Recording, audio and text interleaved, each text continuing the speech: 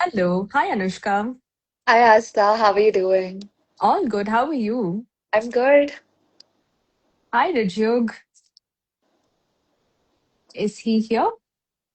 I don't see him yet. I think he Okay. should be joining any second. Okay. Uh, to everybody watching us, hello.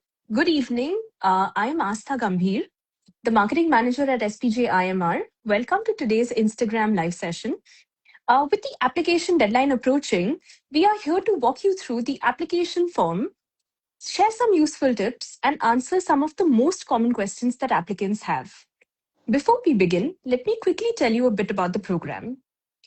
Our PGPM program is an 18-month AICTE approved full time residential MBA program for experienced professionals.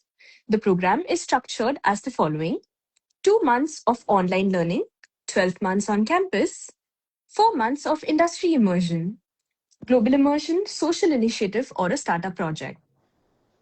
It is designed for professionals with 3 years of experience as on 1st December 2026. We accept GMAT scores which are taken between 30th September 2021 and 30th September 2026. We also accept CAT scores taken in between 2023, 2024, and 2025. Now, let's get started. Joining me today are, is our current PGPM student, Anushka. Anushka, why don't you give everybody your introduction, and I will also add Rijuk to this then. Okay, great. I can get started till then. So, Perfect. hello everyone. I'm Anushka Somvanshi, and I studied electrical engineering, and I've had like around 3 years experience in user experience design, instructional design.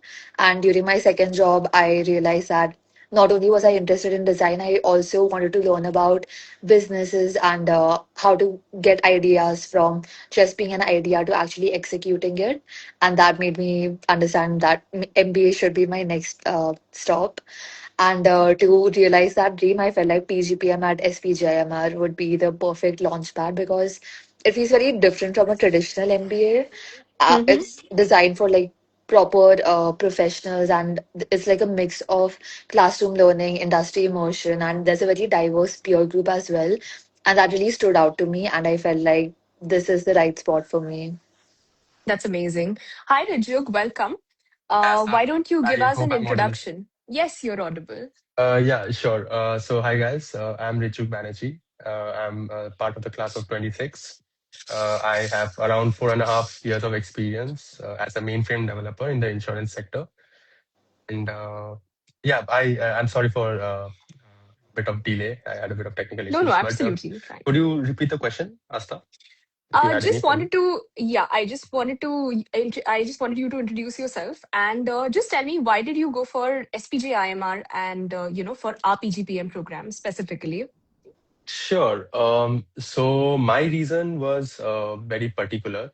So to me, PGPM was the program of my choice because not only did it have a duration of 1 year, so I Hmm. could join back the workforce within a year, Hmm. and also because PGPM in particular has a very good reputation of helping students pivot into consulting roles.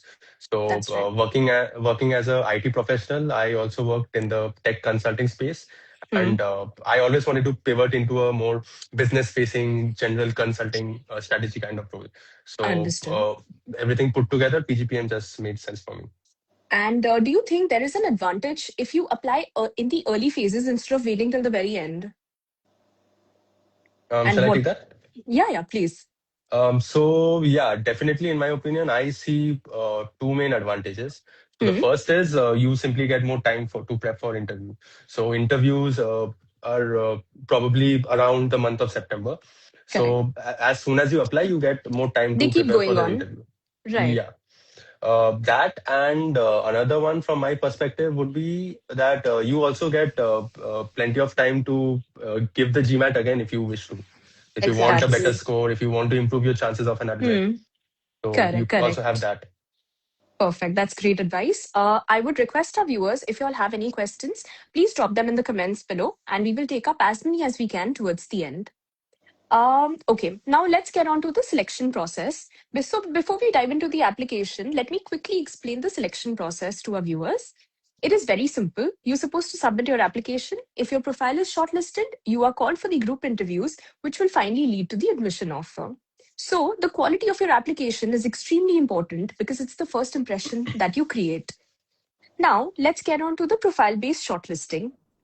One of the biggest questions that we hear from our applicants is, how does profile based shortlisting work? Could both of you, let's start with Anushka, share how did you approach the application and what do you think are the key parameters for getting shortlisted?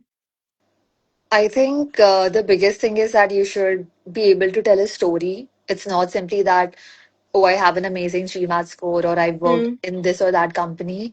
No, you have to look at your whole profile holistically and make sure that you come across as a real person, not just a not just a LinkedIn resume to them. You right, have to not only mention your whatever you've done in your career, make sure that you mention what responsibilities you took on and what sort of impact you made during those responsibilities. right. So make sure you make it very apparent to the evaluators what makes your journey unique, what makes you stand out, and once you have that clear, then that can really stand out in your application. Correct. So I think there are four parameters which are extremely crucial. One is your versatility and achievements. Then comes your test scores. Then comes your academics and also your work experience. So holistically, everything is looked upon and your profile is shortlisted. Okay. So Richard, why don't you tell us how did you approach, describing your work experience in your firm? Your current work experience, your past work experience. Yeah, so I really struggled initially to a business summary of all the Hmm, stuff that I did because I come from a very technical background, and right. to create a resume for that kind of role is completely different. So Correct. after a few iterations, what in hindsight, what I would advise the applicants is that make your impact known. Be very short, concise, and basically tell the adcom what sets you apart in your company, what sets you Correct. apart, maybe not in a company, but at least in your team.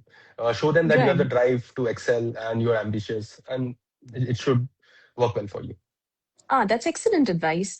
I think one of the main things also is that our applicants keep wondering whether the GMAT score is awaited, so whether they should apply or not. So I just want to tell you, when you are applying, you can select awaited, as in when you are applying for your if you have not given your GMAT or your CAT, you have to give, of course, because we take for the last 3 years. But GMAT, you can always write awaited in the end.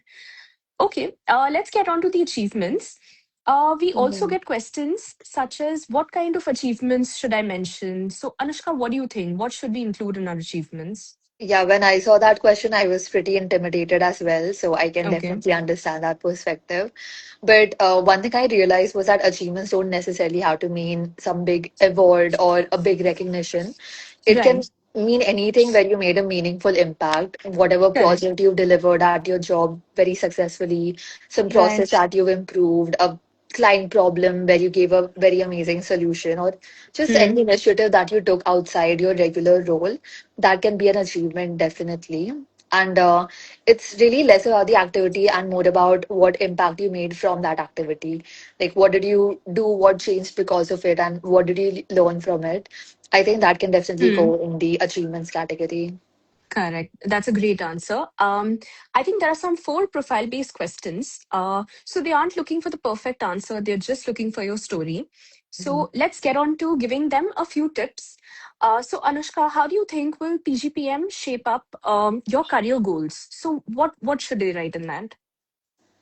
I think, again, like you mentioned, the story is extremely important. Don't make it seem like whatever you did in college and at your job, they're all separate silos. There should be some thread that is connecting all of them. Correct. Like for me personally, I when I did electrical engineering, I felt like that helped me form that analytical mindset. And then Right. in UX, I got into design, and I was also able to take on a managerial role and understand business a bit. And from there, I was able to set the foundation that, oh, I need to learn more about this. Correct. So make sure that it comes across that uh, PGPM can act as a sort of bridge from where you are right now to where you want to go. It shouldn't Right. simply be like, oh, this is my score, this is what I've done, take me. It should be Right. more like, make sure that you show why PGPM is important to you specifically and why Hmm. you can utilize it in the best way possible. Correct.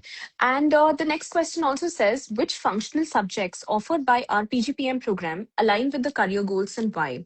So here, I believe you should not just list what subjects you want, but they should also be related to the future role or industry. What do you think, Anushka? Absolutely. Here we have like a very well-rounded syllabus for sure. So Mm-hmm. we get to learn a bit of everything. It's not as if you're learning marketing, then that's it. You only learn marketing subjects. You get to learn a lot. And Right. in the future also, like it's best if you have like a clear idea of what you want to do. So even in like the second half of the program, you're able to select the subjects that you specifically want, and you're Mm-hmm. able to learn the most for what job you're gunning for. Okay. Rajyog, the next question will be directed at you. So the next question also says, describe your biggest commitment and how has it impacted you? This could be either professional, personal, or community related. So from your experience, could you tell me what did you mention and how did it set apart? So in my essays, I mentioned about my time in my second company when I had to take a Hmm. lot of autonomy in my role and help out my fellow junior as well as senior teammates. Mm-hmm. So that is what I went ahead with. But Okay. in general, if I have to suggest something to an applicant, I would say it does not need to be a professional achievement or a professional commitment sort of a thing. It could Right. be in your personal life as well. It could be in the community as well. But what you need to make sure is, again, as Anushka was saying, you need a coherent story behind it. Correct. You need the why to be very clear, and if you can write concisely on that, it should be good enough. Yeah. Absolutely. Anushka, do you have a story to share for this question? Yeah, I remember very clearly what I wrote for this because that was the one question which I was very excited to write about. Okay. During college, me and some of my friends had started this community-based organization called Threads, Hmm. and we used to organize these where we would just hang out and talk. And I felt like it helped combat urban loneliness to quite an extent because people were just getting bored at home. So it was nice to have a way to talk to people. And Mm-hmm. even once the pandemic restrictions were lifted, we were still able to meet every weekend and Right. just, stay away from our phones. We would play board games, frisbee, talk, read books, just hang out with each other, disconnected from our screens. And it helped us just reconnect with ourselves, with our friends, and it definitely helped reduce anxieties on a lot of people. And I heard a lot of positive feedback for that. So it was good to know that something that we started made such a positive impact on people.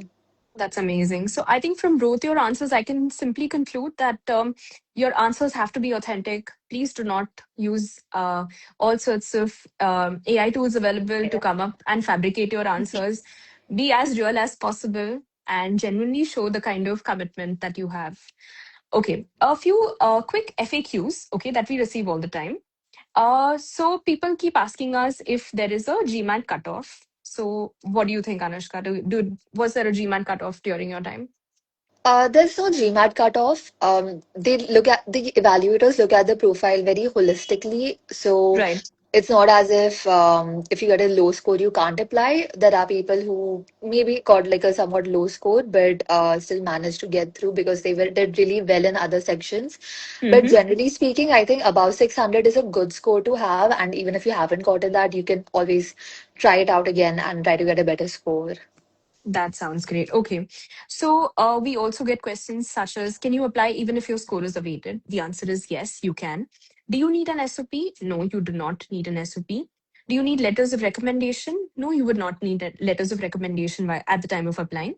And one final tip, I'm going to reiterate on this. Please avoid using AI to write your application. You can use it for your grammar checks, but your responses should reflect your own experiences and your personality because that is what is going to always stand out. Okay. It was so nice to connect with the two of you. Thank you so much. And before we wrap up, here's a quick reminder. The last date to submit your phase 2 applications is 31st of July. Don't wait till the last minute. Keep your documents ready, complete your applications carefully, and most importantly, let your authentic story shine through. Thank you, everybody, for joining us today. And we really hope to welcome many of you to our PGPM class of 2027.